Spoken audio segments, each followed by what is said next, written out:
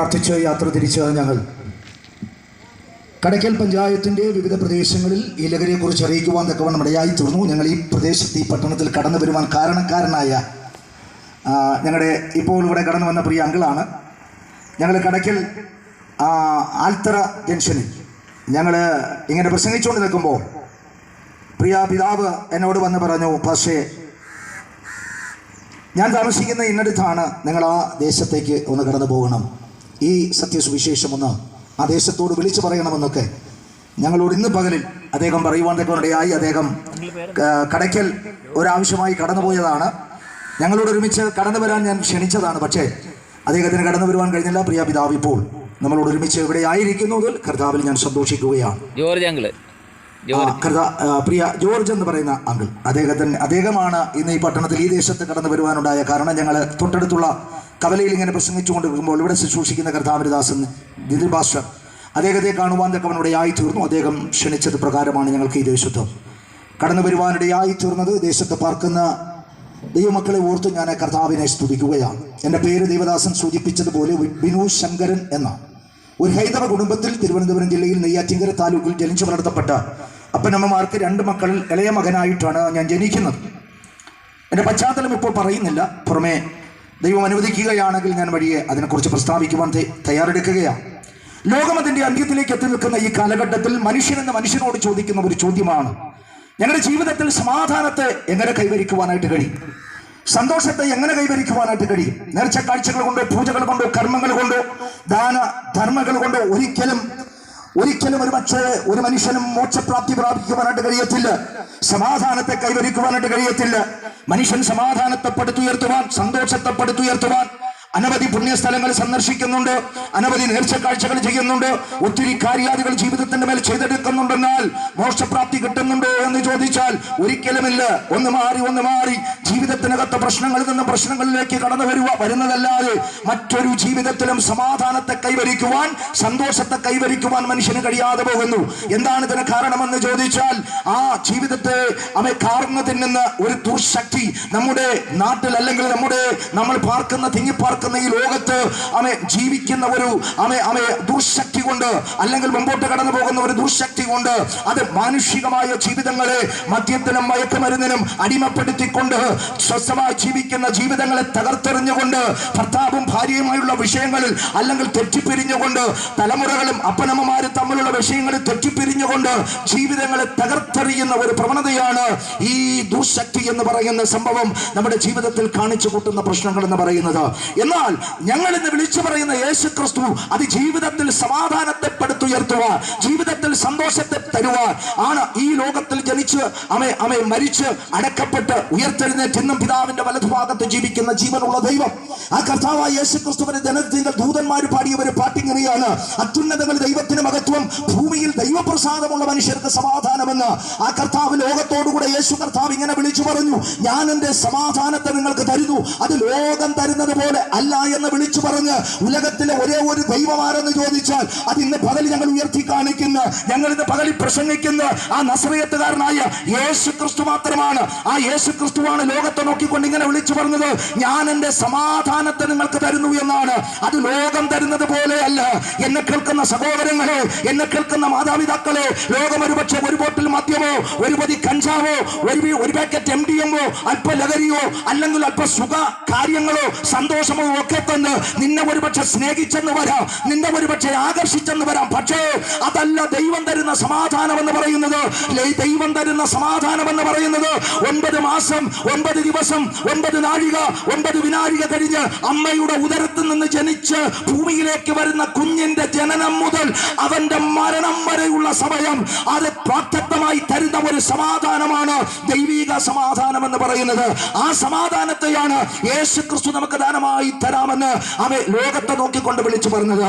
ആ കർത്താവ് ഞങ്ങളുടെ ഓരോരുത്തരും ജീവിതത്തിനകത്ത് സമാധാനത്തെ കൈവരിക്കുവാൻ, സന്തോഷത്തെ കൈവരിക്കുവാൻ, ഞങ്ങളുടെ ജീവിതത്തിലൊക്കെ ഒട്ടനവധി സമാധാനത്തെ ഇന്നും ഞങ്ങളുടെ ജീവിതത്തിൽ തന്നുകൊണ്ടിരിക്കുന്നു. അതുകൊണ്ടാണ് ആ സ്വാർത്ഥ എന്ന് പറയുന്ന ആ സന്തോഷത്തെ കുറിച്ച് ഈ ദേശത്തും ഈ പട്ടണത്തിലും കടന്നു വന്ന് നിങ്ങളോട് വിളിച്ചു പറയുവാൻ ഞങ്ങളുടെ ജീവിതത്തിലും ദൈവം ഇങ്ങനെ ഒരു സാഹചര്യത്തെ ഞങ്ങൾക്ക് വേണ്ടി ഒരുക്കി തന്നത്. പ്രിയപ്പെട്ടവരെ, പണം കൊണ്ട് ജീവിതത്തിൽ ജീവിക്കാമെന്ന് ധരിക്കരുത്.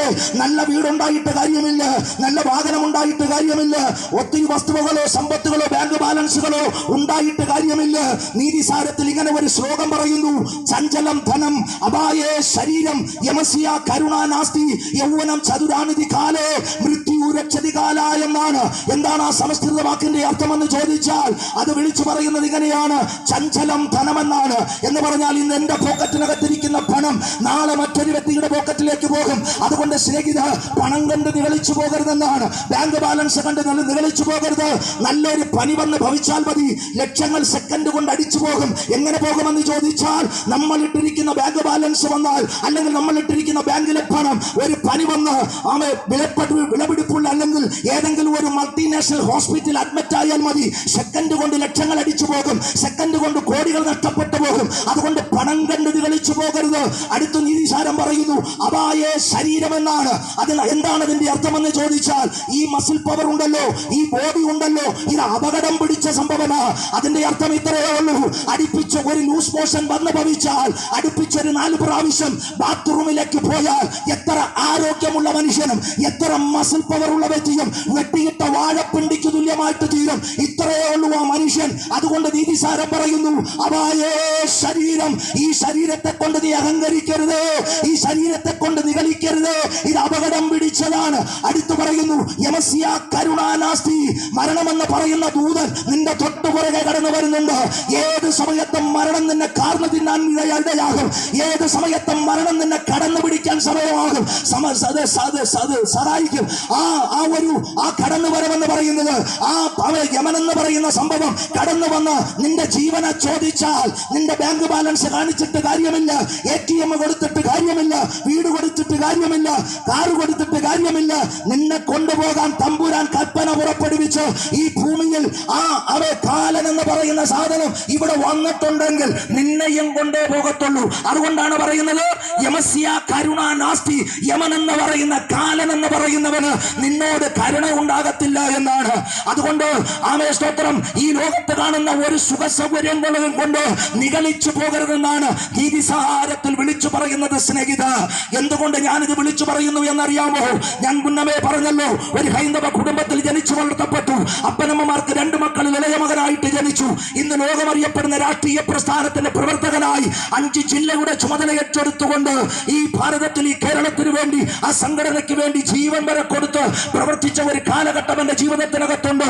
ഏറ്റവും ഒടുവിലായി എന്റെ ജീവിതത്തെ കാർന്നു തിന്നുക, എന്റെ ജീവിതത്തെ 4 ഭാഗത്തും ഞെരുക്കി, 4 ഭാഗത്തും ശത്രുവായവൻ ബന്ധിച്ച് എന്റെ ജീവിതത്തിൽ മുൻപോട്ട് പോകാൻ വഴിയില്ലാതെ, മുൻപോട്ട് പോകുവാൻ ഒരു ഗതിയില്ലാതെ ഞാൻ 29 പരം കേസിൽ പ്രതിയായി തിരുവനന്തപുരം പൂജപ്പുര സെൻട്രൽ ജയിലിന്റെ 12ാമത്തെ സെല്ലിനകത്ത് അടയ്ക്കപ്പെട്ട ഒരു വ്യക്തിയായിരുന്നു ഞാൻ.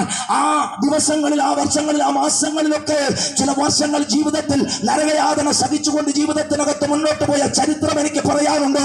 എന്നെ കേൾക്കുന്ന മാതാപിതാക്കളെ, സഹോദരി സഹോദരങ്ങളെ, അവിടെ നിന്ന് ഏത് സമയത്തും പരോൾ ലഭിച്ച് പുറത്തിറങ്ങുമ്പോൾ ഒരു തുണ്ട് കയറിലോ ഒരു ബോട്ടിൽ വിഷത്തിലോ എന്റെ ജീവിതത്തെ അവസാനിപ്പിക്കണമെന്ന് പറഞ്ഞ് ഞാൻ ചിന്തിച്ചു.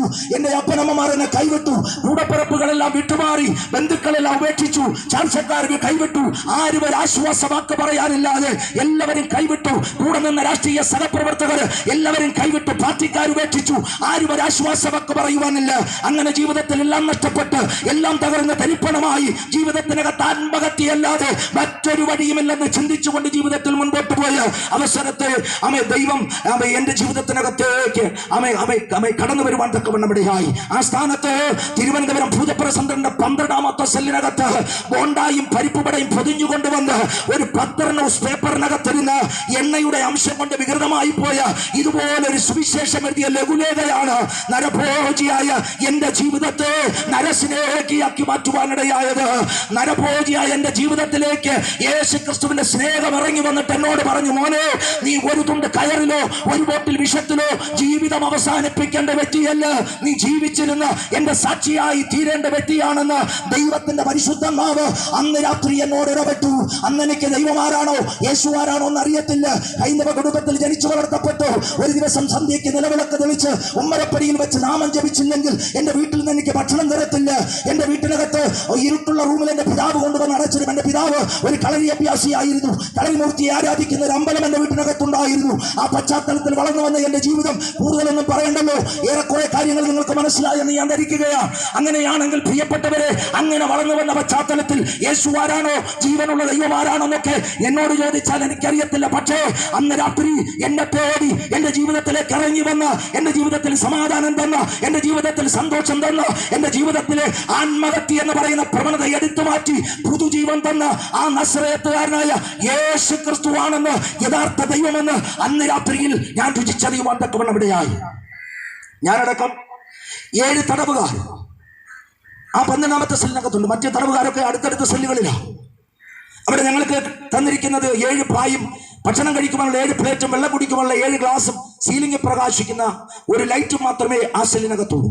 അർദ്ധരാത്രി ഒരു 12 മണി എടുക്കുന്ന സമയത്ത് ആരോ വന്ന് എൻ്റെ ഷോൾഡറിൽ തട്ടി. കാരണം ഒരു രാത്രി ഒന്ന് ആയിക്കഴിഞ്ഞാൽ ഹൃദയത്തിനകത്ത് ചിന്തിക്കുമെന്ന് നേരം വെളുത്ത് കിട്ടിയിരുന്നുവെങ്കിൽ, നേരം വെളുത്താൽ പറയുമെന്ന് ഇരുട്ടിയിരുന്നെങ്കിൽ, ഇങ്ങനെ ജീവിതത്തെ തള്ളി നീക്കി സങ്കടം കൊണ്ട് ഉറക്കമില്ലാതെ ജീവിതത്തിനകത്ത് മുൻപോട്ട് പോയ സാഹചര്യങ്ങളുണ്ട്. അനവധി വർഷങ്ങളുണ്ട്. അനവധി നരകയാതനകൾ സഹിച്ച് ജീവിതത്തിൽ പൊറുതിമുട്ടി ഇനി മുൻപോട്ടൊരു ജീവിതമില്ലെന്ന് ചിന്തിച്ചുകൊണ്ട് എന്റെ ജീവിതത്തിൽ മുൻപോട്ട് പോയ വഴിയിലാണ് യേശു ക്രിസ്തുവിന്റെ സ്നേഹം എന്നെ തേടിയെത്തുവാൻ തക്കവണ്ണം ഇടയായത്. ആത്മഹത്യയിൽ നിന്ന് എന്നെ വെടിവെച്ചിട്ടും കർത്താവിനോട് പറഞ്ഞു, വേറെ നീ മരിക്കേണ്ട വ്യക്തിയല്ല, നീ ജീവിച്ചിരുന്ന സാക്ഷിയായി തീരേണ്ട വ്യക്തിയാണ്. അന്ന് രാത്രി ഞാൻ എൻ്റെ ഹൃദയത്തെ യേശുവിന് വേണ്ടി കൊടുത്തു. എനിക്ക് പ്രാർത്ഥിക്കാൻ അറിയത്തില്ല, ബൈബിൾ വായിക്കാൻ അറിയത്തില്ല, ബൈബിൾ എന്താണെന്ന് അറിയത്തില്ല. ഞാൻ പഠിച്ച നീതിസാരവും ഭഗവത്ഗീതയും രാമായണവും ഇങ്ങനെയുള്ള വേദങ്ങളൊക്കെ പഠിച്ചാണ് ഞാൻ വളർന്നു വന്നത്. അതിനെക്കുറിച്ചുള്ള പശ്ചാത്തലങ്ങൾ ചോദിച്ചാൽ എനിക്ക് വിളിച്ചു പറയുവാൻ പറ്റും. പക്ഷേ അതിനകത്ത് ഋഗ്വേദത്തിനകത്ത് അതിന്റെ 12ാം അധ്യായത്തിൽ കൈലാസകർത്തങ്ങളിൽ തപസ്സനുഷ്ഠിച്ച ഋഷിവര്യന്മാർ ചോദിച്ച ഒരു ചോദ്യമുണ്ട്. അവർ ചോദിച്ചത് ഇങ്ങനെയാണ്: അസതോമ സദ്ഗമയ, തമസോമ ജ്യോതിർഗമയ, മൃത്യോമ അമൃതംഗമയ. ആ ഋഷിവര്യന്മാർ ചോദിച്ചത് സൃഷ്ടികർത്താവ് എന്നറിയപ്പെടുന്ന ബ്രഹ്മാവ്, വിഷ്ണു, മഹേശ്വരൻ എന്ന് പറയുന്ന ത്രിമൂർത്തികളോട് ഋഷിവര്യന്മാർ ചോദിക്കുകയാണ്: അസതോമ സദ്ഗമയ, അസത്യം കൊണ്ട് നിറഞ്ഞിരിക്കുന്ന ഈ ലോകത്ത് നിന്നും അസത്യമല്ലാത്ത സത്യമാർഗമുള്ള ലോകമുണ്ടെന്ന് ഞങ്ങൾ കാണുന്നു. അവിടേക്ക് ഞങ്ങളെ ആറുകൊണ്ട് ചെന്നെത്തിക്കും? അടുത്ത ഋഷിവര്യന്മാർ ചോദിക്കുകയാണ്: തമസോമ ജ്യോതിർഗമയ, ഇരുട്ട് സംഭവിച്ചുകൊണ്ടിരിക്കുന്ന, ഇരുട്ട് നിറഞ്ഞുകൊണ്ടിരിക്കുന്ന ഈ ലോകത്ത് നിന്നും ഇരുട്ടില്ലാത്ത വെളിച്ചമുള്ള ഒരു ജീവിതമുണ്ടെന്ന് ഞങ്ങൾ കാണുകയാണ്. അവിടേക്ക് ഞങ്ങളെ ആർ കൈപിടിച്ചുയർത്തും? അടുത്തു പറയുന്നു: മൃത്യോമ അമൃതംഗമയ, മരണം സംഭവിക്കുന്ന, മരണം വിളിച്ചറിയിക്കുന്ന ഈ ലോകത്തു നിന്നും മരണമില്ലാത്ത നിത്യജീവിതമുണ്ടെന്ന് ഞങ്ങൾ കാണുന്നു. അവിടേക്ക് ഞങ്ങളെ ആർ കൊണ്ട് ചെന്നെത്തിക്കുമെന്ന് ഋഷിവര്യന്മാർ ചോദിച്ചു. ഉലകത്തിലെ സകല മകാന്മാരും സകല മന്നന്മാരും സകല പേരുകേട്ട വ്യക്തികളെ മുട്ടുമടക്കിയ ചോദ്യത്തിന്റെ മുമ്പിൽ, എന്നാൽ വിശുദ്ധ ബൈബിളിനകത്ത് കർത്താവായ യേശു ക്രിസ്തു അല്ലാതെ അതിന് മറുപടി കൊടുത്തിട്ടില്ല. യേശു ക്രിസ്തു വിശുദ്ധ ബൈബിളിലൂടെ വിളിച്ചു പറഞ്ഞു: ഞാൻ തന്നെ വഴിയും സത്യവും ജീവനുമാകുന്നു, എന്നിൽ വിശ്വസിക്കുന്നവൻ മരിച്ചാലും ജീവിക്കുമെന്ന് വിശുദ്ധ ബൈബിളിലൂടെ ഈ ലോകത്തോട് യേശു ക്രിസ്തു വിളിച്ചു പറഞ്ഞു. ആ ദൈവത്തെയാണ് ഞങ്ങൾ ആരാധിക്കുന്നത്. ആ ദൈവത്തെ ഇന്ന് പകരം ഞങ്ങൾ വിളിച്ചു പറയുന്നത്. ഈ സുവിശേഷത്തെ കുറിച്ച് ഞങ്ങൾക്ക് ലജ്ജയില്ല. ഞങ്ങൾ ഇനി ഏത് ലോകമഹാ ഭ്രാന്തന്മാരെന്ന് ലോകം ഉത്തരവുത്തിയാലും ഈ സുവിശേഷത്തെ കുറിച്ച് ഞങ്ങൾക്ക് ഒരു ലജ്ജയുമില്ല. ഈ ലോകത്ത് നിന്ന് എത്ര കാലം ഈ പുസ്തകം ചുമക്കാൻ പറ്റുമോ അത്ര നാളും ഈ പുസ്തകം ചുമന്ന് മരിക്കുന്നത് വരെ ഈ സുവിശേഷത്തെ കുറിച്ച് വിളിച്ചു പറയും. കാരണം എന്ത് ചോദിച്ചാൽ, ആർക്കും രക്ഷപ്പെടുത്തുവാൻ കഴിയാതിരുന്ന സാഹചര്യത്തിൽ ഞങ്ങളുടെ രക്ഷയ്ക്ക് വേണ്ടി വിണ്ണുലകം വിട്ടു മണ്ണുലകത്തിലേക്ക് ഇറങ്ങി വന്ന യേശു ക്രിസ്തു ലോകത്തെ നോക്കിക്കൊണ്ട് പറഞ്ഞു: ഞാൻ എൻ്റെ സമാധാനം നിങ്ങൾക്ക് തരുന്നു. എൻ്റെ രക്തം കൊണ്ട് നിന്റെ പാപക്കറകളെ കഴുകുവാൻ കഴിയും. എൻ്റെ രക്തം കൊണ്ട് നിനക്ക് സൗഖ്യം ലഭിക്കുവാനിടയായിത്തീരും.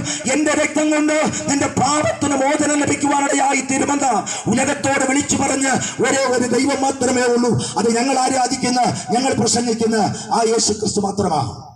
അതുകൊണ്ടാണ് പ്രിയപ്പെട്ടവരെ ലജ്ജ കൂടാതെ ഇത് പ്രസംഗിക്കുന്നത്. അതുകൊണ്ടാണ് ലജ്ജ കൂടാതെ ഇത് വിളിച്ചു പറയുന്നത്. ഇത് പലർക്കും ഇന്ന് ഈ സുവിശേഷം വേണ്ട. മുൻകാലഘട്ടങ്ങളൊന്ന് പരിശോധിച്ച് നോക്കിയാൽ നമ്മുടെ പൂർവികന്മാർ ഒരു കാലത്ത് ഈ കേരളത്തിൽ, ഭാരതത്തിൽ വിദ്യാഭ്യാസമില്ലായിരുന്നു. ഇവിടെ ഭർത്താവ് മരിച്ചാൽ ഭാര്യ ആ ചിതയിലൂടെ ആത്മഹത്യ ചെയ്യണം. മാറുമറക്കൽ സംവിധാനം ഇവിടെ ഇല്ലായിരുന്നു. നേരെ ചൊവ്വേ വസ്ത്രം എടുക്കാനുള്ളൊരു പ്രവണത ഈ ഭാരതത്തിൽ ഇല്ലായിരുന്നു. നല്ല ഒരു വസ്ത്രം, ഇതുപോലെ ഒരു വെള്ളയുള്ള വസ്ത്രം നമ്മൾ ഉടുത്തുകൊണ്ട് പബ്ലിക് പ്ലേസിലൂടെ പോയാൽ ആമേസ്തോത്ര ആ വസ്ത്രത്തിൽ ചെളിവാരി എറിയുന്ന ഒരു പ്രവണത. അങ്ങനെ ഒരു കാലഘട്ടത്തിൽ ജീവിച്ചിരുന്ന സാഹചര്യത്തിലാണ് മിഷണറിമാർ ഈ ഭാരതത്തിലേക്ക് കടന്നു വന്നു. മിഷണറിമാർ ഭാരതത്തിലേക്ക് കടന്നു വന്നപ്പോൾ ഈ ഭാരതത്തിലെ ജനം അവരെ സ്വീകരിച്ചു. ലോകാ സമസ്ത സുഖിനോ ഭവന്തു എന്ന് പാടിക്കൊണ്ട് ഈ മിഷണറിമാരെ ഭാരതം സ്വീകരിച്ചു. അവര് വന്ന് പള്ളികൾ പണിതു. ഈ പള്ളിയോട് ചേർന്ന് പള്ളിക്കൂടങ്ങൾ പണിതു. ആ പള്ളിക്കൂടത്തിലാണ് നമ്മുടെ പൂർവികന്മാർ പഠിച്ചത്. ആ പള്ളിക്കൂടത്തിലാണ് നമ്മുടെ പൂർവികന്മാർ വിദ്യാഭ്യാസം കൈവരിച്ചത്. ആ പള്ളിക്കൂടത്തിലാണ് നമ്മുടെ പൂർവികന്മാർ ഡിഗ്രികൾ എടുത്തത്. അവര് പഠിച്ചു വലുതായി. ഇന്ന് ആ പള്ളിക്കൂടമൊക്കെ മാറി ഇന്ന് സ്കൂളുകളും ഇന്ന് കോളേജുകളും ഇന്ന് അങ്ങനെയുള്ള ഹൈടെക് സംവിധാനങ്ങളൊക്കെ ലോകത്ത് വന്നപ്പോൾ ഈ സുവിശേഷത്തെ പുറങ്കാലുകൊണ്ട് തച്ചുകളയുന്ന, പുറങ്കാലുകൊണ്ട് തട്ടിക്കളയുന്ന അനേക വ്യക്തികൾ ഈ ലോകത്തുടലെടുപ്പാൻ തക്കവണ്ണമിടയായി. അവരുടെ പൂർവികന്മാരോട് ചോദിച്ചാൽ അവർക്ക് പറയാൻ കഴിയും, ഈ സുവിശേഷമാണ് ഞങ്ങളെ മനുഷ്യരാക്കി തീർത്തത് എന്ന്. ഞാൻ പറഞ്ഞല്ലോ, സതി എന്ന് പറയുന്ന സംവിധാനത്തെ നടത്തുവാൻ ഈ സുവിശേഷം കൊടുത്ത വില. ഭർത്താവ് മരിക്കുമ്പോൾ ഭാര്യ കൂടെ ആ ചിതയിൽ ചാടി മരിക്കണം. അതാണ് അന്നത്തെ പ്രവണത. നേരാമണ്ണ ഒരു വസ്ത്രം എടുത്തുകൊണ്ട് മുമ്പോട്ട് പോകാൻ പറ്റില്ല. ഇന്ന് നമ്മുടെ അമ്മമാര് സാരിയും നൈറ്റിയും ആ ചുരിദാറും ഒക്കെ ഇട്ടുകൊണ്ട് ഇതുവഴി നടക്കുന്നു. അന്ന് അത് നടക്കാൻ പറ്റത്തില്ല. അന്ന് ഈ മാറിടമൊക്കെ കാണിച്ചുകൊണ്ട്, ഓപ്പണായി കാണിച്ചുകൊണ്ട് ഈ തെരുവോരങ്ങളിൽ നടക്കണം. ഇത് കണ്ട് ചിരിക്കുന്ന, ഇത് കണ്ട് സന്തോഷിക്കുന്ന ഈ ലോകം ഭരിച്ചിരുന്ന നാടുവാഴികളുടെ മുമ്പ് അന്ന് നമ്മൾ ഫ്രീ ആയി നടക്കണം. അതായിരുന്നു ഇവിടുത്തെ പ്രവണത. അതിനകത്തൊരു മാറ്റം കൊണ്ടുവന്ന ഈ സത്യസുവിശേഷം. ഒത്തിരി പറയാനുണ്ട്, ഒത്തിരി തെളിയിക്കാനുണ്ട്. അതിന് സമയങ്ങൾ ഒത്തിരി വേണം. ഞങ്ങൾക്കിനി ഒത്തിരി സ്ഥലത്ത് പോകേണ്ടതായിട്ടുണ്ട്. എങ്കിലും ചില കാര്യങ്ങളുടെ വേഗത്തിൽ നിങ്ങളുടെ മുമ്പിൽ ശ്രദ്ധയിൽപ്പെടുത്തുവാൻ താല്പര്യപ്പെടുകയാണ്. അതുകൊണ്ട് എന്നെ കേൾക്കുന്ന മാതാപിതാക്കളെ, നിങ്ങൾ ഏത് ജാതിയിൽപ്പെട്ട വ്യക്തിയുമായിക്കൊള്ളട്ടെ, ഏത് മതത്തിൽ പറഞ്ഞ വ്യക്തിയുമായിക്കൊള്ളട്ടെ, ഒരു സത്യം ഇന്ന് പകലിൽ നിങ്ങളോട് ഞാൻ വിളിച്ചു പറയുന്നു. എന്റെ യേശുക്രിസ്തുവിന് ജാതിയില്ല, കേട്ടോ. എന്റെ യേശുക്രിസ്തുവിന് മതമില്ല. കർത്താവ് ആഗ്രഹിക്കുന്നത് താങ്കളുടെ ഹൃദയത്തെയാണ്. നിന്റെ ഹൃദയത്തെ യേശുവിന് വേണ്ടി നീ ഒന്ന് വിട്ടുകൊടുത്താൽ തീർച്ചയായും ആ യേശു നീ പ്രാർത്ഥിക്കുന്ന സമയത്ത് നിന്റെ ഹൃദയത്തിനകത്തേക്ക്, നിന്റെ ഭവനത്തിനകത്ത് ഇറങ്ങി വന്ന് നിന്റെ ജീവിതത്തിന്റെ പ്രശ്നത്തെ പരിഹാരം ചെയ്യുവാൻ തക്കവണ്ണം ഇടയായിത്തീരും. അതാണ് കർത്താവ്. ഞങ്ങളുടെ തിരുവനന്തപുരം ശൈലിയിൽ പറഞ്ഞാൽ കൊണ്ടാടും ദൈവം കുടിയെ കെടുക്കും എന്നാണ് ഒരു പദം ഇങ്ങനെ പറയുന്നുണ്ട്. എന്ന് പറഞ്ഞാൽ നമ്മൾ ആരാധിക്കുന്ന ദൈവങ്ങളെ നമ്മളെ എന്ത് ചെയ്യും? നേർച്ചകളോ കാഴ്ചകളോ ധർമ്മങ്ങളോ പൂജകളോ ഒക്കെ നടത്തിയില്ലെങ്കിൽ നമ്മളെ കൊന്നുകളയാൻ തക്കവണ്ണം ഇടയായിത്തീരും. എന്റെ പിതാവിനെ കൊന്നുകളഞ്ഞു. കളരിമൂർത്തി ആരാധിക്കുന്ന ആ അമ്പലത്തിൽ കൊടുതി എന്ന് പറയുന്ന ഒരു പൂജ കാര്യങ്ങളൊക്കെ കൊടുത്തു. ആ കറുത്ത ആടിലൊക്കെ വെട്ടുന്ന കരിമ്പട കോഴിയെ ബലി കൊടുക്കുന്ന ഒരു പ്രവണത ഉണ്ടായിരുന്നു. അപ്പന്റെ ആ മരണശേഷം ഞങ്ങൾക്കിതൊന്നും കൊടുക്കാൻ പറ്റാത്ത നിലവാരത്തിലായി. അങ്ങനെ ഒരുപാട് പ്രശ്നങ്ങൾ ജീവിതത്തിൽ വന്നു. അവസാനം ഇതിനൊക്കെ തച്ചുടച്ചു കളഞ്ഞു. ഇതിനെല്ലാം തകർത്തു കളഞ്ഞപ്പോൾ യേശുവിനെ അറിയേണ്ടതായ ദൈവത്തെ വിളിച്ചപ്പോൾ ഹൃദയത്തിനകത്ത് സമാധാനം കൈവന്നു. മരണങ്ങളെ എടുത്തു മാറ്റി. മരണത്തിൽ നിന്ന് നീക്കുപോക്കൾ ദൈവം തന്നു. സന്തോഷം തന്നു, സമാധാനം തന്നു. ജീവിതത്തിനകത്ത് നിന്ന് അനുഭവിക്കുന്ന ഒത്തിരി സന്തോഷമുണ്ട്. 29 പരം കേസിൽ പ്രതിയായിരുന്നെന്ന് പറഞ്ഞല്ലോ. കാട്ടാക്കട താലൂക്ക് കോടതി, നെയ്യാറ്റിങ്കര താലൂക്ക് കോടതി, തിരുവനന്തപുരം ജില്ലാ കോടതി, എറണാകുളം ഹൈക്കോടതി, 29 പരം കേസ് ഈ 4 കോടതികളിലുമായിട്ട് അനുഭവിച്ചുകൊണ്ട് ജീവിതത്തിനകത്ത് മുൻപോട്ട് പോയി. എല്ലാ കേസുകളും രാഷ്ട്രീയ പ്രശ്നങ്ങളുമായിട്ട് ഉടലെടുത്തുകൊണ്ടാണ് പ്രശ്നങ്ങൾ ഇടയാക്കി മുമ്പോട്ട് പോയത്. ജീവിതത്തിനകത്ത് സ്വസ്ഥതയില്ല. ഒരു ഭാഗത്ത് ലക്ഷങ്ങളുടെ കടബാധ്യത, ഒരു ഭാഗത്ത് മാർക്സിസ്റ്റുകാരും കോൺഗ്രസ്സുകാരും ഒക്കെ എന്റെ ഉറ്റ ശത്രുക്കളായിട്ട് തീർന്നു. ഒരു ഭാഗത്ത് സമാധാനവും സന്തോഷവും സ്വസ്ഥതയും നഷ്ടപ്പെട്ടു. അങ്ങനെ 4 ഭാഗത്തും ശത്രു എന്ന ഞെരുക്കി. മുമ്പോട്ട് പോകാൻ ഒരു വഴിയുമില്ല. ഒറ്റ വഴി മാത്രമേ ഉള്ളൂ. ഒരു തുണ്ട് കയറിലോ ഒരു ബോട്ടിൽ വിഷത്തിലോ ജീവിതത്തെ ഒടുക്കുക, ആത്മഹത്യ ചെയ്യുക. ഇതല്ലാതെ മറ്റൊരു വഴിയുമില്ല. എന്നാൽ പറയട്ടെ പ്രിയ ദൈവത്തിന്റെ മക്കളെ, എണ്ണയുടെ അംശം കൊണ്ട് വികൃതമായി പോയ പത്തർനോസ് പേപ്പറിനകത്തിരുന്ന് ഇതുപോലൊരു ലഘുലേഖയിൽ പഴയ നിയമ പുസ്തകത്തിലെ മലാക്കിയുടെ പുസ്തകം 4-ാമത്തെ അധ്യായം 1-ാമത്തെ വാക്യം, അവിടെ എഴുതപ്പെട്ട ഒരു വാക്യമാണ് എന്റെ ജീവിതത്തെ രൂപാന്തരപ്പെടുത്തിയത്. അവിടെ ഇങ്ങനെ വായിക്കുന്നു. മലാക്കി പുസ്തകം 4-ാം അധ്യായം 1-ാമത്തെ വാക്യം, ചൂള പോലെ കത്തുന്ന ഒരു ദിവസം വരും, അപ്പോൾ അഹങ്കാരികളും സകല ദുഷ്പ്രവർത്തിക്കാരും താളടിയാകും. വരുവാനുള്ള ദിവസം വേരും കൊമ്പും ശേഷിപ്പിക്കാതെ അവരെ ദഹിപ്പിച്ചു കളയുമെന്ന് സൈന്യങ്ങളെ അരുൾ ചെയ്യുന്നു എന്നൊരു വാക്യം. അന്ന് രാത്രി ആ വാക്യം എന്റെ ഹൃദയത്തിനകത്ത് ആഴമായി സ്പർശിച്ചു. ഞാൻ പറഞ്ഞു, ദൈവമേ, അങ്ങ് ജീവനുള്ള ദൈവമാണെങ്കിൽ കർത്തൃത്വങ്ങളിൽ നിന്ന് എന്നെ വിടുവിക്കുമെങ്കിൽ അങ്ങയുടെ ഒരു സാക്ഷിയായി, അങ്ങയുടെ ഒരു മകനായി ഞാൻ ജീവിച്ചു കൊള്ളാമെന്ന് തീരുമാനമെടുത്തു. അന്ന് രാത്രി എൻ്റെ പ്രാർത്ഥന കൊണ്ടാണോ അനേക പള്ളികളെ തകർത്ത്, അനേക ഉപദേശിമാരെ തെരുവോരങ്ങളിൽ വെച്ച് ഉപദ്രവിച്ച്, അങ്ങനെ ഒരു നീതപ്രവൃത്തി ചെയ്ത എൻ്റെ ജീവിതത്തിൽ ഏതെങ്കിലും ദൈവദാസന്മാരുടെ പ്രാർത്ഥനയാണോ, അല്ല എൻ്റെ കണ്ണുനീരാണോ, അല്ലെങ്കിൽ എനിക്ക് വേണ്ടി മറ്റാരെങ്കിലും പ്രാർത്ഥിച്ചത് കൊണ്ടാണോ എന്ന് അറിയത്തില്ല. അന്ന് രാത്രി സ്വർഗം എനിക്ക് വേണ്ടി ഇറങ്ങി വന്നു. 1000 സൂര്യചന്ദ്രന്മാർ ഒരുമിച്ച് ഉദിച്ചാലും പറഞ്ഞറിയിക്കുവാൻ പറ്റാത്തൊരു വലിയ പ്രകാശം രാത്രി ഒരു മണിയോളം അടുക്കുന്ന സമയത്ത് ഞാൻ കിടന്ന സെല്ലിലേക്ക് ഇരച്ചു കയറി. എന്നോട് ആ വെളിച്ചം പറയുകയാണ്, നിന്നെ ഞാൻ വിടുവിക്കുന്ന ദൈവമാ, നിന്നെ ഞാൻ രക്ഷിക്കുന്ന യേശുവാ, എന്നിൽ നീ വിശ്വസിക്കുമെങ്കിൽ എന്താണ് വിടുതലെന്ന്, എന്താണ് രക്ഷയെന്ന് നീ മനസ്സിലാക്കും എന്നോട് അരുൾ ചെയ്ത ദൈവത്തിന്റെ പരിശുദ്ധാത്മാവിന്റെ സാന്നിധ്യം എന്റെ ജീവിതത്തിലേക്ക് ഇറങ്ങി വരുവാൻ തക്കവണ്ണമിടയായി. പ്രിയ ദൈവത്തിന്റെ മക്കളെ, ഏതെങ്കിലും ഒരു സമയത്ത് പരോൾ ലഭിച്ച് പുറത്തിറങ്ങുമ്പോൾ ഒരു തുണ്ട് കയറിലോ ഒരു ബോട്ടിൽ വിഷത്തിലോ എൻ്റെ ജീവിതത്തെ അവസാനിപ്പിക്കണമെന്ന് പറഞ്ഞ് ചിന്തിച്ചിരുന്ന എൻ്റെ ജീവിതത്തെ മാറ്റിമറിച്ചത് ഈ സത്യസുവിശേഷമാണ്, ഈ വിശുദ്ധ ബൈബിളാ. ഇതിലെ വാക്യങ്ങളെ ഞാൻ പഠിക്കുവാൻ തുടങ്ങിയപ്പോൾ നരഭോജിയായ എൻ്റെ ജീവിതത്തെ മാറ്റി എന്നെ നരസ്നേഹിയാക്കി തീർത്തു. ഇന്ന് ലോകത്ത് അനേകർക്ക് ആശ്വാസകനായി, അനേകരിലേക്ക് ഈ സുവിശേഷത്തെ എത്തിക്കുവാൻ ദൈവം എന്നെ ശക്തമായി ഉപയോഗിച്ചു കൊണ്ടുവരുന്നു. ആർക്കും വേണ്ടാതെ പുറംപറമ്പിൽ തള്ളപ്പെട്ട ഒരു വ്യക്തിയായിരുന്നു. ഇന്ന് പകൽ എന്നെ കേൾക്കുന്ന പ്രിയപ്പെട്ടവരെ, പലർക്കും നിന്റെ സൗന്ദര്യം ആവശ്യമാണ്, പലർക്കും നിന്റെ പണം ആവശ്യമാണ്, പലർക്കും നിന്റെ വീട് ആവശ്യമാണ്, പലർക്കും നിന്റെ വസ്തുവകൾ ആവശ്യമാണ്, പലർക്കും നിന്റെ കഴിവും നിന്റെ കപ്പാസിറ്റിയും ഒക്കെ ആവശ്യമാണ്. പക്ഷേ ഒരു കാലത്ത് ഇവരെല്ലാവരും നിന്നെ കൈവിട്ട് കളയും, നിനക്ക് കാര്യമില്ലാതെ വരും, ഒറ്റപ്പെട്ട ഒരു ജീവിതം നീ നയിക്കേണ്ടി വരും. മക്കൾ അപ്പനമ്മമാരും മക്കളെയും എല്ലാം ഉപേക്ഷിക്കുമെന്ന് വേദപുസ്തകം പറയുന്നു. മനുഷ്യന്റെ ശത്രുക്കൾ അവന്റെ വീട്ടുകാരാണെന്ന് പുതിയ നിയമ പുസ്തകത്തിനകത്ത് വ്യക്തമായി പൗലോസ്ലീഹ വിളിച്ചു പറയുകയാ.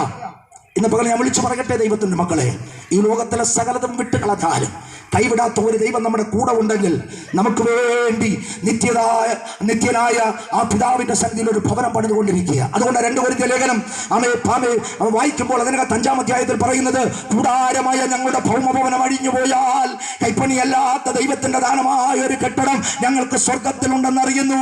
ഈ ലോകത്ത് ഞങ്ങൾ ജീവിക്കുമ്പോൾ ഞരങ്ങിക്കൊണ്ട് ജീവിക്കുന്നു എങ്കിലും അതിന് മീതെ ധരിപ്പാൻ സ്വർഗീയമായ പാർപ്പിടത്തെ ഞങ്ങൾ ആഗ്രഹിക്കുകയാണ്. അതാണ് ഞങ്ങളുടെ സന്തോഷം, അതാണ് ഞങ്ങളുടെ ഉല്ലാസം, അതാണ് ഞങ്ങളുടെ വിശ്വാസം. പ്രിയപ്പെട്ടവരെ, ഈ ലോകം കൈവിട്ടാലും, ഈ ലോകം ഉപേക്ഷിച്ചാലും, ഈ ലോകം ചുട്ടരിച്ച് ചാരമാക്കിയാലും, കൊന്നുകളഞ്ഞാലും ഞങ്ങളുടെ പ്രത്യാശ അത് സ്വർഗീയ പാർപ്പിടമാ. അത് വിശ്വാസത്തെ നിൽക്കുന്നവന്, രക്ഷിക്കപ്പെട്ട് പിതാവിന്റെ പുത്രന്റെ പരിശുദ്ധാത്മാവിന്റെ നാമത്തിൽ സ്നാനപ്പെട്ട് വിശുദ്ധിക്ക് വേണ്ടി വേർപാടിന് വേണ്ടി ജീവിക്കുന്ന, സത്യത്തിലും ആത്മാവിനും ആരാധിക്കുന്ന ഒരു ദൈവത്തിന്റെ പൈതലിന് ദൈവം കൊടുക്കുന്ന ദാനമായ കെട്ടിടം അത് സ്വർഗത്തിലാണ്. ഈ ലോകത്തിലെല്ലാം നഷ്ടപ്പെട്ടു പോകും. മലാക്കിയുടെ പുസ്തകം വായിച്ചത് കേട്ടല്ലോ. ചൂള പോലെ കത്തുന്ന ദിവസത്തിൽ നമ്മൾ ഈ പടുത്തുയർത്തിയ മണിമാളികകളും, നമ്മൾ ഈ പടുത്തുയർത്തിയ കെട്ടിടങ്ങളും, നമ്മൾ മേടിച്ചു കൂട്ടിയ വസ്തുവകളും സമ്പത്തുകളും വാഹനങ്ങളും സകലതും തീക്കരയായി തീരും. പക്ഷെ നമുക്ക് പറയാനൊന്നേ ഉണ്ടായിരിക്കത്തുള്ളൂ, യേശു ക്രിസ്തുവിന്റെ കാൽവരി ക്രൂശിലെ സ്നേഹം. ഉലകത്തിൽ എത്ര ദൈവങ്ങളുണ്ടായിരുന്നെന്ന് അറിയാമോ? ഒത്തിരി ദൈവങ്ങളുടെ മനുഷ്യരാശിയുടെ പാപപരിഹാരത്തിന് വേണ്ടി ഉലകത്തിൽ വന്ന് അവതരിച്ച് മരിച്ച് ക്രൂശിക്കപ്പെട്ട് മരിച്ച് അടക്കപ്പെട്ട് ഉയർത്തെഴുന്നേറ്റ് ഇന്നും പാലസ്തീന്റെ മണ്ണിൽ ചെന്ന് നോക്കിയാൽ യേശു ക്രിസ്തുവിന്റെ കല്ലറ തുറന്നു കിടപ്പുണ്ട്. അവിടെ എഴുതി വച്ചിരിക്കുന്നു, അവൻ ഇവിടെ ഇല്ല. മകാന്മാർ പലരും മരിച്ചു, ആരുടെ കല്ലറയുടെ മുമ്പിലും എഴുതി വച്ചിട്ടില്ല അവൻ ഇവിടെ ഇല്ല എന്ന്. എന്നാൽ യേശു ക്രിസ്തുവിന്റെ കല്ലറയുടെ മുമ്പിൽ എഴുതപ്പെട്ടിട്ടുണ്ട്, യേശു ഇവിടെ ഇല്ല. കർത്താവായ യേശു ക്രിസ്തു ഒരു മലയിൽ നിന്നും പ്രത്യക്ഷനാകുമ്പോൾ ശിഷ്യന്മാർ അവിടെ നിൽക്കുമ്പോൾ ദൂതന്മാർ ഇറങ്ങിയിട്ട് ചോദിച്ചു, അല്ലയോ ഗലീല പുരുഷന്മാരെ, നിങ്ങൾ ആകാശത്തേക്ക് നോക്കി നിൽക്കുന്നത് എന്താ? നിങ്ങളെ വിട്ടുപോയ യേശു ക്രിസ്തു വീണ്ടും വന്ന് നിങ്ങളെ ചേർപ്പാനായി വേഗത്തിൽ വരും. അതേ ദൈവത്തിന്റെ മക്കളെ, രക്ഷിക്കപ്പെട്ടവരെ ചേർക്കുവാൻ, കട്ടതയിലും ഭാരത്തിലും നിരാശയിലും ഇരിക്കുന്ന ദൈവവിശ്വാസികളെ ചേർക്കുവാൻ, തന്റെ സഭയോട് ചേർക്കുവാൻ, തന്റെ കൂടെ ആകാശവേഗത്തിൽ എടുക്കപ്പെടുവാൻ ഇതാ യേശു ക്രിസ്തു വീണ്ടും വരാൻ സമയമായിരിക്കുകയാണ്. അത് ലോക സംഭവങ്ങൾ വിളിച്ചു പറഞ്ഞ് അറിയിച്ചു കൊണ്ടിരിക്കുകയാണ്. ജാതി ജാതിയോടും രാജ്യം രാജ്യത്തോടും എതിർക്കും. അവിടെ ക്ഷാമവും ഭൂകമ്പങ്ങളും ഉണ്ടാകും. അതുകൊണ്ട് ഇതൊക്കെ സംഭവിക്കുന്നത് ഇറ്റുനോവിന്റെ ആരംഭം അത്രേ. അതിന്റെ അർത്ഥം യേശു ക്രിസ്തുവിന്റെ വരവിന്റെ വീണ്ടും വരവിന്റെ മാറ്റൊലി ഇതാ ലോകത്ത് മുഴങ്ങി കേൾക്കുവാൻ തുടങ്ങിയിരിക്കുന്നു, ലോകത്ത് സംഭവിക്കുവാൻ തുടങ്ങിയിരിക്കുന്നു. വിശുദ്ധ ബൈബിൾ വ്യക്തമായി പറയുന്നു, കർത്താവ് താൻ ഗംഭീരനാദത്തോടും പ്രധാന ദൂതന്റെ ശബ്ദത്തോടും ദൈവത്തിന്റെ കാവലത്തോടും കൂടെ അവൻ ആകാശമണ്ഡലത്തിൽ വെളിപ്പെട്ടു വരും. അന്ന് ക്രിസ്തുവിൽ മരിച്ചവർ മുമ്പേ ഉയർത്തെഴുന്നേൽക്കുകയും പിന്നെ ജീവനോടെ ശിക്ഷിക്കുന്ന നാം ഓരോരുത്തരും അനിമനാഥനായ യേശു ക്രിസ്തുവിനെതിരേൽപ്പാൻ മേഘങ്ങളിൽ എടുക്കപ്പെടും. പ്രിയ മാതാപിതാക്കളെ, സഹോദരി സഹോദരങ്ങളെ, ഇതുവരെയും നിങ്ങൾ രക്ഷിക്കപ്പെട്ടിട്ടില്ലെങ്കിൽ ഇപ്പോഴാകുന്നു സുപ്രസാദക്കാലം, ഇപ്പോഴാകുന്നു രക്ഷാദിവസം. ഇന്ന് രാത്രി ഇല്ലെങ്കിൽ ഈ വൈദ്യവേളയിൽ ഈ ഉച്ചകഴിഞ്ഞ സമയത്ത് ഈ സന്ദേശം കേൾക്കുമ്പോൾ ഇങ്ങനെ കുറെ ചെറുപ്പക്കാർ ഇത് വിളിച്ചു പറയണമെങ്കിൽ ഇത് പണപ്പെരുപ്പ് കൊണ്ട് ചെയ്യുന്നതല്ല. ഞങ്ങളിൽ പലരും പല ജോലികൾ ചെയ്യുന്നവരാ. ഞങ്ങൾക്ക് കിട്ടുന്ന അധ്വാനത്തിന്റെ ഒരു ഫലം കൊണ്ട് ഇങ്ങനെ ഒരു വാഹനമൊക്കെ ക്രമീകരിച്ച് ഈ സൗണ്ട് സിസ്റ്റമൊക്കെ എടുത്തു വെച്ച് ഇത് ദേശത്തോട് ചങ്കുപൊട്ടി വിളിച്ചു പറയുന്നത് അമേരിക്കക്കാരന്റെ പണം കണ്ടിട്ടല്ല, ആരുടെയും നന്മ കണ്ടിട്ടല്ല, ആരുടെ കയ്യിൽ നിന്ന് ഒരു പൈസ ഞങ്ങൾ മേടിക്കാറില്ല. പക്ഷേ ഈ സത്യം ഞങ്ങൾക്ക് വിളിച്ചു പറഞ്ഞേ പറ്റത്തുള്ളൂ. കാരണം വേദപുസ്തകം പറയുന്നു, നിങ്ങൾ സത്യം അറിയുകയും സത്യം നിങ്ങളെ സ്വതന്ത്രരാക്കുകയും ചെയ്യും. അതാണ് ദൈവത്തിന്റെ വചനം. കാര്യസാധ്യക്ക് വേണ്ടിയോ ജോലിക്ക് വേണ്ടിയോ ജീവിതത്തിന്റെ സമാധാനത്തിന് വേണ്ടിയോ യേശുക്രിസ്തുവിനെ കണ്ടുമുട്ടിയിട്ട് കാര്യമില്ല. കർത്താവിനെ അറിയേണ്ടതുപോലെ അറിയുവാൻ, കർത്താവിനെ ആരാധിക്കേണ്ടതുപോലെ ആരാധിക്കുവാൻ, ആ സർവശക്തമായ ദൈവത്തിന്റെ മുമ്പാകെ നിങ്ങളുടെ ഹൃദയങ്ങളെ ഒന്ന് ഏൽപ്പിച്ചു കൊടുക്കുവാൻ കഴിയുമോ? ഇന്ന് താങ്കൾ അനുഭവിക്കുന്ന രോഗമാകട്ടെ, കടബാധ്യതയാകട്ടെ, അസമാധാനമാകട്ടെ, ഭാരമാകട്ടെ, നിരാശയാകട്ടെ, വേദനയാകട്ടെ, ഈ സകല പ്രശ്നത്തെയും പരിഹരിക്കുവാൻ ഉലകത്തിൽ ഒരുവന് മാത്രമേ കഴിയത്തുള്ളൂ. ഇന്ന് പകലിൽ ഞങ്ങൾ ഉയർത്തി കാണിക്കുന്ന ആ യേശു ക്രിസ്തുവിന് മാത്രമേ കഴിയത്തുള്ളൂ. അതുകൊണ്ടാണ് വിശുദ്ധ ബൈബിൾ പറയുന്നത്, മറ്റൊരുത്തനും രക്ഷയില്ല. രക്ഷിക്കപ്പെടുവാൻ ആകാശത്തിന് കീഴിൽ ഭൂമിക്ക് മുകളിൽ മനുഷ്യരുടെ ഇടയിൽ നൽകപ്പെട്ട ഒരേ ഒരു നാമം മാത്രമേ ഉള്ളൂ. അത് യേശു ക്രിസ്തുവിന്റെ നാമം മാത്രമാണ്. പ്രിയമുള്ളവരെ, ഇത് വേണമെങ്കിൽ പുറങ്കാല് കൊണ്ട് നിങ്ങൾക്ക് തട്ടിക്കളയാം, വേണമെങ്കിൽ ഇത് സ്വീകരിക്കാം. രണ്ട് വഴിയേ ഉള്ളൂ. ഒന്നുകിൽ ധനവാൻ കിടക്കുന്ന യാതനാ സ്ഥലത്തേക്ക് കൈവിടപ്പെട്ടു പോയാൽ നിങ്ങൾ പോകേണ്ടി വരും. അവിടെ കിടക്കുന്ന ചാകാത്ത പുഴുവും കെടാത്ത തീയുമാണ്. അവിടെ കിടന്ന് നിലവിളിക്കേണ്ടി വരും അന്ത്യകാലത്തിൽ. അതല്ല, യേശു ക്രിസ്തുവിനെ ഹൃദയത്തിനകത്ത് സ്വീകരിച്ച് ഒരു ദൈവ പൈതലായി ജീവിക്കണമെങ്കിൽ ഇന്ന് പകലിൽ ഞങ്ങൾ ഇവിടെ പ്രാർത്ഥിക്കുമ്പോൾ ആ കർത്താവിന് ഹൃദയത്തിനകത്ത് സ്വീകരിക്കുവാൻ നിങ്ങൾ ഒരുക്കമാണെങ്കിൽ തീർച്ചയായും ഒരു ദൈവത്തിന്റെ സാന്നിധ്യം നിങ്ങളുടെ ജീവിതത്തിനകത്തേക്ക് ഇറങ്ങി വരും. ഇന്ന് നിങ്ങൾ അനുഭവിക്കുന്ന കടഭാരങ്ങളും ശാരീരിക പ്രയാസങ്ങളും രോഗബന്ധനങ്ങളും അസമാധാനവും സകലത്തെയും മാറ്റിമറിക്കുവാൻ സർവശക്തമായ ദൈവത്തിന് കഴിയും. അത് വിശ്വസിക്കുന്ന ഒരു മനുഷ്യനാണ് ഞാൻ. എൻ്റെ ജീവിതത്തെ മാറ്റിമറിച്ച ദൈവം നിങ്ങളുടെയും ജീവിതത്തെ മാറ്റിമറിക്കുവാനായിട്ട് കഴിയും. നിങ്ങൾ ആ ഭാരപ്പെടുന്ന ഏത് പ്രശ്നങ്ങളുമായിക്കൊള്ളട്ടെ, ഏത് വിഷയങ്ങളുമായിക്കൊള്ളട്ടെ, അതിന് പരിഹാരകനായി ഉലകത്തിൽ ജനിച്ച ഒരേ ഒരു ദൈവം മാത്രമേ ഉള്ളൂ. അത് യേശു ക്രിസ്തു മാത്രമാണ്. പ്രിയ മാതാപിതാക്കളെ, കൂടപ്പിറപ്പുകളെ, സഹോദരി സഹോദരങ്ങളെ, ഞങ്ങളുടെ രക്തത്തിന്റെ രക്തവും ഞങ്ങളുടെ മാംസത്തിന് മാംസമായ പ്രിയപ്പെട്ടവരെ, എൻ്റെ വാക്കുകൾക്ക് ഇവിടെ വിരാമം കുറിക്കുവാൻ താല്പര്യപ്പെടുകയാണ്. ഒരു വാക്ക് ഞാൻ നിങ്ങൾക്ക് വേണ്ടി പ്രാർത്ഥിക്കുവാൻ പോകുകയാണ്. ആയിരിക്കുന്ന സ്ഥാനത്തിരുന്നുകൊണ്ട് നമുക്ക് നമ്മുടെ കണ്ണുകളെ ഒന്ന് അടയ്ക്കാമോ? ദൈവസന്നിധിയിൽ നമുക്ക് പ്രാർത്ഥിക്കാം. വാഴ്ചത്തങ്ങൾ വിശ്വസനം വാക്കുമാറാത്തവനുമായ ഞങ്ങളുടെ വാഴ്ത്തപ്പെട്ട ദൈവമേ, സ്വർഗീയ നല്ല കർത്താവേ, ഈ അനുഗ്രഹിക്കപ്പെട്ട സമയത്തിൽ ഈ സന്ദേശത്തെ ശ്രദ്ധയോടെ കേട്ട് ഈ ദേശത്തിലെ പ്രിയപ്പെട്ടവർക്കായി ഞങ്ങൾ ഒരുമിച്ച് പ്രാർത്ഥിക്കുന്നു. കർത്താവേ, പാപത്തെക്കുറിച്ചും നീതിയെക്കുറിച്ചും ന്യായവിധിയെക്കുറിച്ചും ബോധം വരിച്ചുന്ന ദൈവത്തിന്റെ സത്യവചനം അല്പമായെങ്കിലും ഈ ദേശത്തോട് വിളിച്ചു പറയുവാൻ ഇന്ന് പകലിൽ കർത്താവേ ഞങ്ങളുടെ ജീവിതത്തിലെ ഒരു അവസരത്തെ കൂടെ ഒരുക്കി തന്നതിനായിട്ട് സ്തോത്രം. കേട്ട ഈ ദേശത്തിലെ നിവാസികൾക്കായി ഞങ്ങൾ പ്രാർത്ഥിക്കുന്നു. എല്ലാവരെയും കുടുംബമായി അവിടുത്തെ കരങ്ങളിൽ ഏൽപ്പിച്ച് പ്രാർത്ഥിക്കുന്നു. കർത്താവേ, ശാരീരികമായും മാനസികമായും സാമ്പത്തികമായുള്ള വിടുതലും അനുഗ്രഹങ്ങളും നന്മകളും അവിടെ ജീവിതത്തിൽ കർത്താവ് പകർന്നു കൊടുക്കേണ്ടതിനായി അവിടത്തോട് ഞങ്ങൾ ഒരുമിച്ച് പ്രാർത്ഥിക്കുന്നു. കടഭാരങ്ങളെ പൂർണ്ണമായി മാറ്റിക്കൊടുക്കണമേ, അസമാധാനങ്ങളെ മാറ്റിക്കൊടുക്കണമേ. ഓരോ ഭവനത്തിനകത്തും ദൈവികമായ സമാധാനത്തെ, സന്തോഷത്തെയും സ്വസ്ഥതയെയും അവിടുന്ന് പകർന്നു കൊടുക്കേണ്ടതിനായി അവിടത്തോട് ഞങ്ങൾ ഒരുമിച്ച് പ്രാർത്ഥിക്കുന്നു. ഈ ദേശത്ത് ഞങ്ങൾ അനുഗ്രഹിക്കുന്ന കർത്താവ്, ഈ ദേശത്ത് രാഷ്ട്രീയ പകപോക്കലുകളോ രക്തച്ചൊരിച്ചിലുകളോ ആത്മഹത്യകളോ ദുർമരണങ്ങളോ ദേശത്തെ കടന്നു പിടിക്കാതെ വണ്ണം ഈ ദേശത്തെ പ്രകൃതിക്ഷോഭങ്ങളോ മറ്റ് അനഷ്ട സംഭവങ്ങളോ ഒന്നും കടന്നു വരാതെ ഈ ദേശത്ത് അവിടുത്തെ ദൂതഗണങ്ങളെ കൊണ്ട് കാവൽ ചെയ്യേണ്ടതിനായി അവിടത്തോട് ഞങ്ങൾ ഒരുമിച്ച് പ്രാർത്ഥിക്കുന്നു. ഓ കർത്താവേ, ഈ ദേശത്തോട് മനസ്സലിവ് കാട്ടണമേ. ഈ ദേശത്തെ ജനത്തെ അവിടെ നിന്ന് രക്ഷിക്കേണ്ടതിനായി അവിടത്തോട് ഞങ്ങൾ ഒരുമിച്ച് പ്രാർത്ഥിക്കുന്നു. ഓരോ ഭവനത്തെയും അവിടെ ദൂതഗണങ്ങളെ കൊണ്ട് കാവൽ ചെയ്യണമെന്ന് അവിടത്തോട് പ്രാർത്ഥിക്കുന്നു. ശ്രദ്ധയോടെ കേട്ട് ആരും കൈവിടപ്പെട്ടു പോകരുത്, ശ്രദ്ധയോടെ കേട്ട് ആരും നഷ്ടപ്പെട്ടു പോകരുത്. അപ്പാ, അവിടുത്തെ ജീവന്റെ പുസ്തകത്തിൽ അവരുടെ പേരെഴുതി കാണുവാൻ ഇന്ന് പകൽ ഞങ്ങൾ ദൈവത്തിന്റെ കരത്തിൽ ഏൽപ്പിച്ച് ഞങ്ങൾ ഒരുമിച്ച് പ്രാർത്ഥിക്കുന്നു. കർത്താവേ, സ്വർഗത്തിലെ ദൈവം എല്ലാ ജീവിതങ്ങളുടെ മേലും അവിടുന്ന് അത്ഭുതങ്ങൾ ചെയ്തെടുക്കണമേ. അഭിമുഖീകരിക്കുന്ന ശാരീരികവും മാനസികവും സാമ്പത്തികവുമായ എല്ലാ പ്രശ്നങ്ങൾക്കും സ്വർഗത്തിലെ ദൈവം പരിഹാരം കൊടുക്കേണ്ടതിനായി ഒരുമിച്ച് ഞങ്ങൾ പ്രാർത്ഥിക്കുന്നു. ഇന്ന് ഞങ്ങൾ അനുഭവിക്കുന്ന ഈ സമാധാനവും സന്തോഷവും ഈ ദേശത്തുള്ള പ്രിയപ്പെട്ടവരുടെ ജീവിതങ്ങളിലും പകർന്നു കൊടുക്കേണ്ടതിനായി ഞങ്ങൾ ഒരുമിച്ച് പ്രാർത്ഥിക്കുന്നു. കർത്താവേ, സ്വർഗം അവിടെ അത്ഭുതങ്ങളെ ചെയ്യണമേ. ദൈവപ്രവൃത്തി അവരുടെ ജീവിതത്തിൽ വെളിപ്പെടുത്തണമേ. ധാരാളമായി അവിടെ എല്ലാവരെയും മാനിക്കേണ്ടതിനായി ഞങ്ങൾ ഒരുമിച്ച് പ്രാർത്ഥിക്കുന്നു. പ്രാർത്ഥിക്കുന്നു.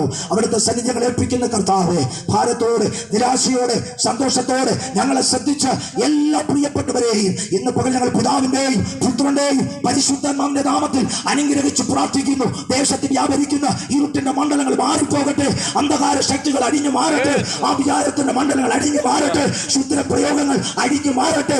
യേശു ക്രിസ്തുവിന്റെ നാമത്തിൽ ഓരോ ഭവനത്തിനകത്തും അത്ഭുതം ചെയ്യേണ്ടതിനായി ഇന്ന് പകൽ ഞങ്ങൾ പിതാവിന്റെയും പുത്രന്റെയും പരിശുദ്ധാത്മാവിന്റെ നാമത്തിൽ ഒരിക്കൽ കൂടി ഞങ്ങൾ അനുഗ്രഹിച്ച് ഈ ദേശത്തെയും ഭവനങ്ങളെയും പ്രിയപ്പെട്ടവരെയും ഏൽപ്പിച്ച് ഞങ്ങൾ പ്രാർത്ഥിക്കുന്നു. കർത്താവേ, എല്ലാവരെയും അവിടെ നിന്ന് അനുഗ്രഹിക്കണം. വാർദ്ധക്യത്തിലായിരിക്കുന്ന ഞങ്ങളുടെ മാതാപിതാക്കളെ അനുഗ്രഹിക്കണം, ഞങ്ങളുടെ യൗവനക്കാരെ അനുഗ്രഹിക്കണം, സഹോദരങ്ങളെ അനുഗ്രഹിക്കണം, കുഞ്ഞുങ്ങളെ അനുഗ്രഹിക്കണം, നല്ല ഭാവികളെ കൊടുക്കണം, വിദ്യാഭ്യാസ മേഖലകളെ നൽകണമേ, എല്ലാ ജീവിതങ്ങളുമേലും അവിടെ നിന്ന് അനുഗ്രഹമാക്കി തീർക്കണമേ, ഉപജീവന മാർഗങ്ങളെ അനുഗ്രഹിക്കണമേ, ബിസിനസ് മേഖലകളെ അനുഗ്രഹിക്കണമേ, ഇവിടെ ആയിരിക്കുന്ന ദൈവസഭയെ അവിടെ നിന്ന് അനുഗ്രഹിക്കണമേ എന്ന് അവിടെ തോട് ഞങ്ങൾ ഒരുമിച്ച് പ്രാർത്ഥിക്കുന്നു. ദൈവത്തിന്റെ വലിയ പ്രവൃത്തി എല്ലാവരുടെയും ജീവിതത്തിൽ അവിടെ നിന്ന് വെളിപ്പെടുത്തണം. അത്ഭുതത്തെ കർത്താവ് ചെയ്യും.